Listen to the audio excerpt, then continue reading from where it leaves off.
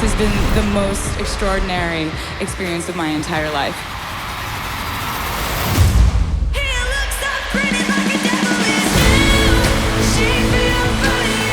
We're about to go on a little adventure together, and that adventure is going to span 17 years of music. How does that sound?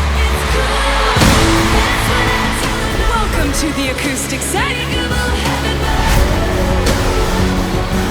It's a cool summer. Are you ready for it? I'm drunk, people back in the car, and I cried like a baby coming home from the bar. Said I'm fine, but it wasn't true. Love you ain't that the worst thing you ever had. People would come up to me and they'd be like, "You gonna just like do a show with like all the albums in it?"